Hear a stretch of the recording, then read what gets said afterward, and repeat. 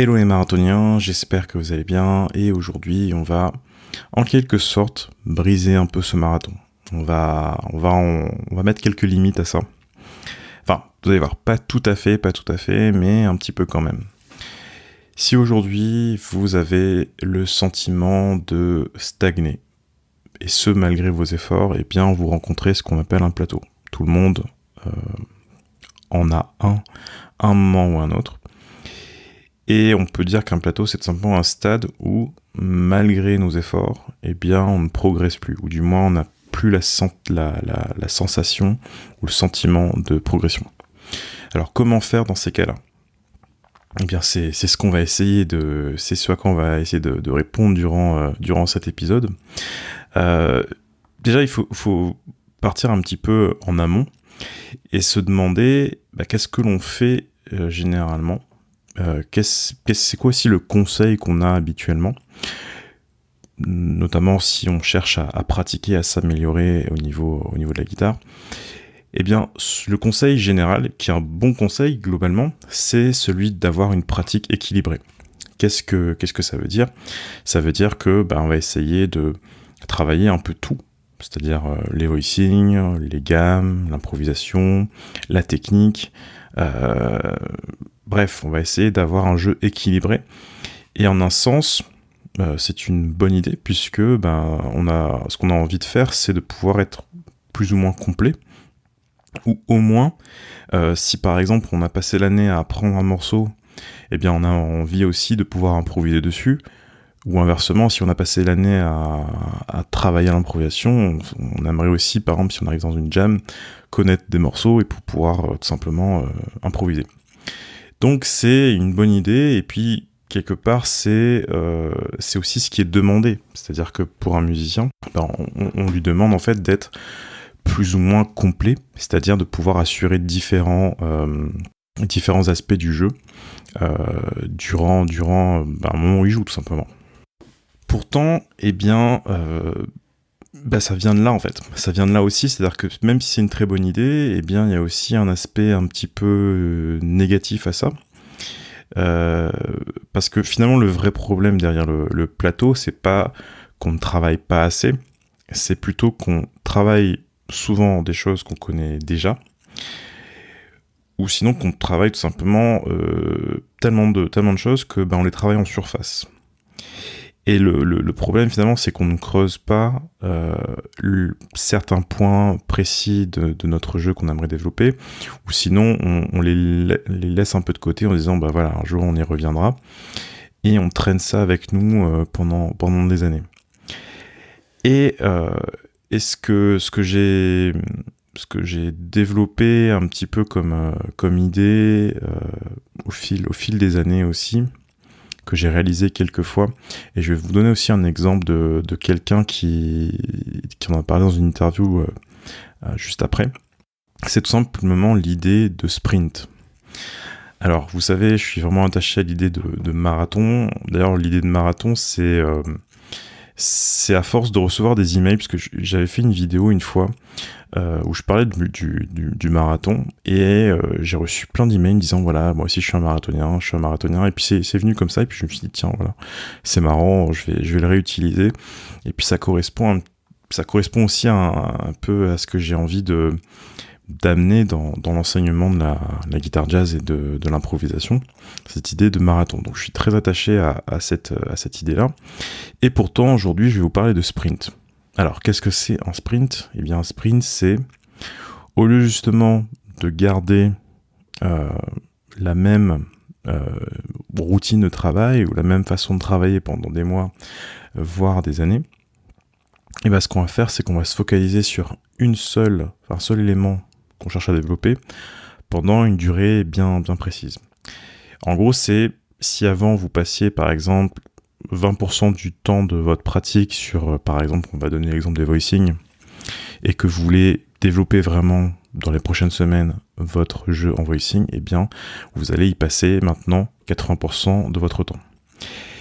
Et souvent, quand je pense à cette idée de sprint, je pense à une interview de Kurt Rosenwinkel que j'avais vue Donc c'était à l'époque de la sortie de son album live. Enfin, c'était un live à The Village Vanguard avec Mark Turner, Aaron Goldberg, Joe Martin et Eric Harland.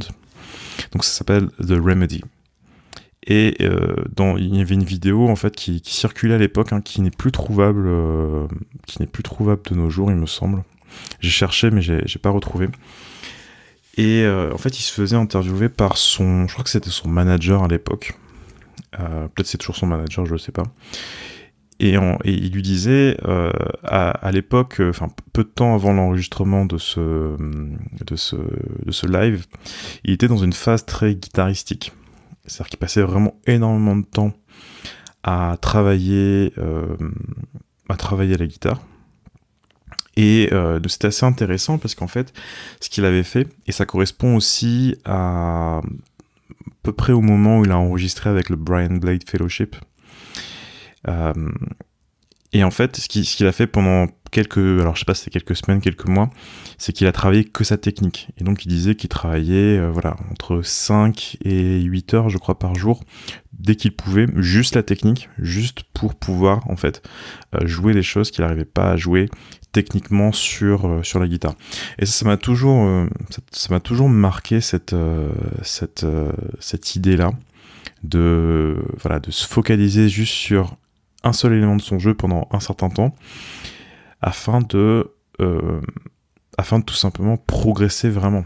Et c'est vrai que pour ceux qui suivent un peu la carrière de Kurt, je sais pas si vous connaissez, il y a un live qui était passé sur Mezzo, je crois, où en fait il était avec c'est le quintet avec Brad Meldo et Joshua Redman. Et en fait c'est à l'époque de l'album Deep Song, et on sent en fait que Kurt il a un petit peu des limites techniques. Alors c'est très... Enfin, il y a limite et limite, mais on voit qu'il bloque un peu sur certains éléments. Et c'est vrai qu'à partir de la période d'après, donc c'est-à-dire à partir du moment où il a enregistré avec Brian Blade, et aussi tout cet album-là, The Remedy, il y a une espèce de... une transformation technique qui est juste incroyable. Et encore aujourd'hui, alors j'imagine bien évidemment qu'il a continué à travailler sa technique entre-temps, mais peut-être moins, eh bien on a quand même un côté plus virtuose, entre guillemets, chez Kurt. Donc c'est-à-dire que pendant cette période qui a duré quelques semaines, quelques mois, il a vraiment travaillé sa technique, et encore aujourd'hui, eh bien, il y a des conséquences, mais des bonnes conséquences sur son jeu. Et voilà, quand je pense au sprint, je pense souvent à cette idée cette interview de Kurt, ça m'a vraiment marqué à l'époque. Et je pense que c'est une bonne idée. Et du coup, je vais vous dire ce que je considère comme 4 points importants à respecter si vous aussi vous êtes intéressé par l'idée de faire un sprint plutôt qu'un marathon.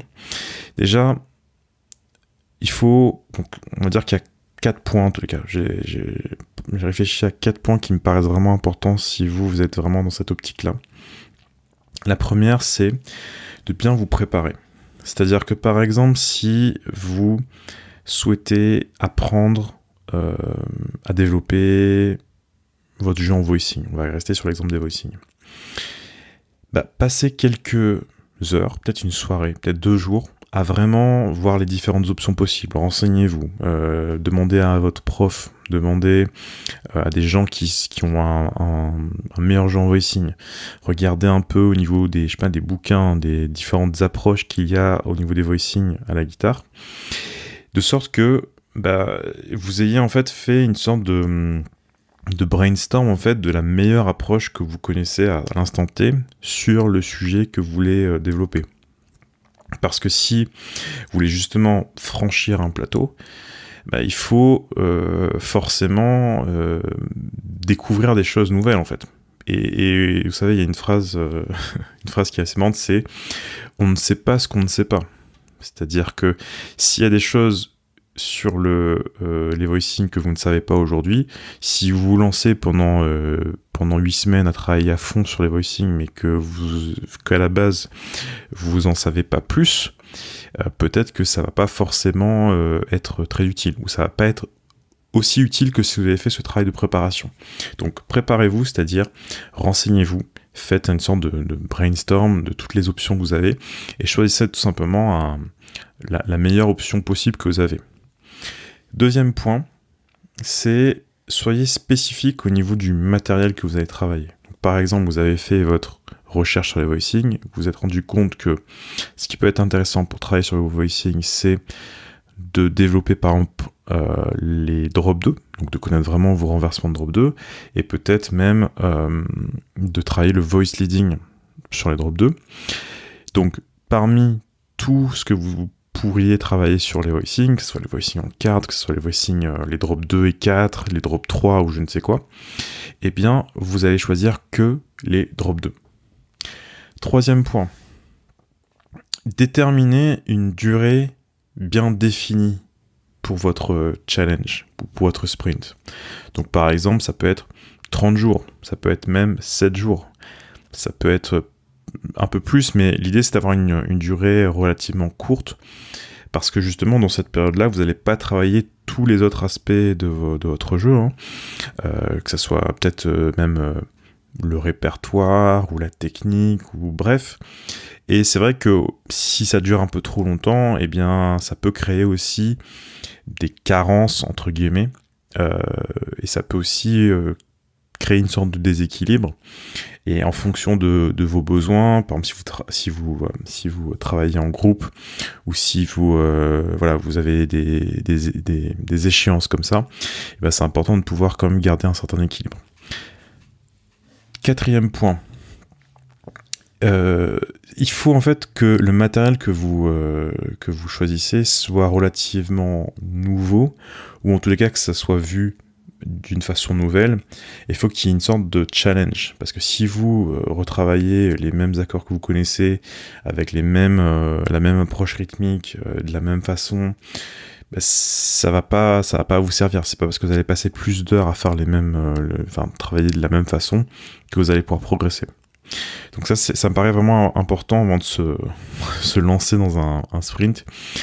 Soyez bien, faites votre recherche. Choisissez un matériel qui est bien spécifique.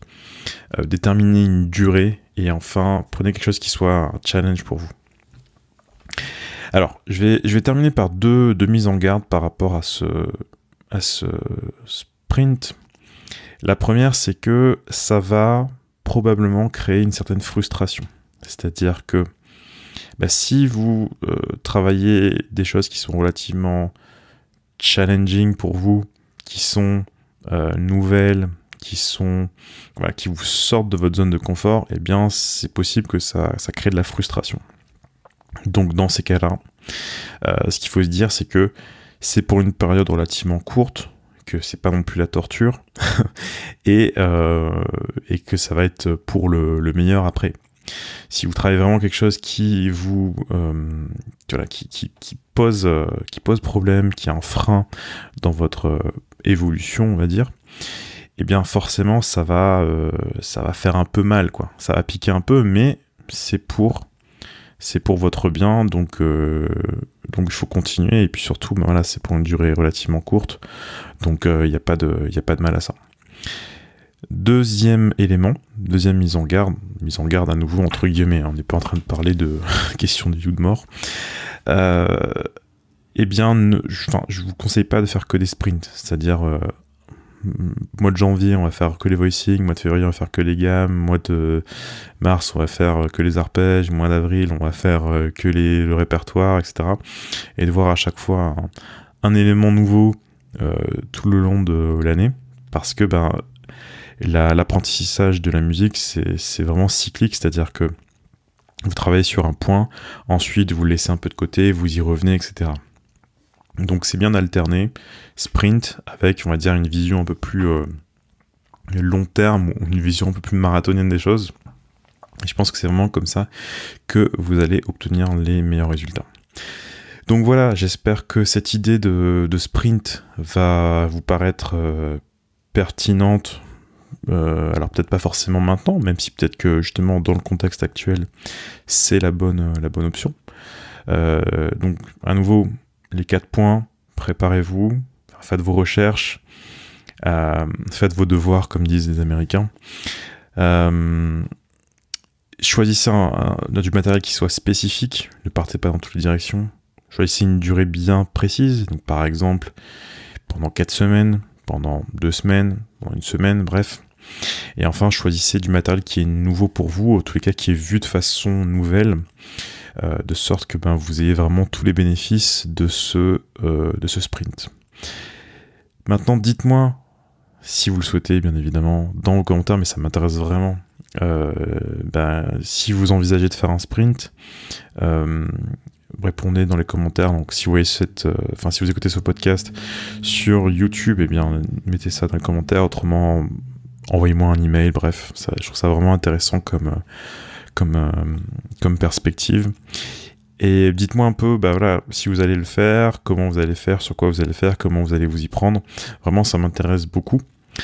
Et puis, moi, je vous donne rendez-vous pour une prochaine vidéo, un prochain podcast très prochainement, j'espère. Et puis, d'ici là, bossez bien. Bye bye.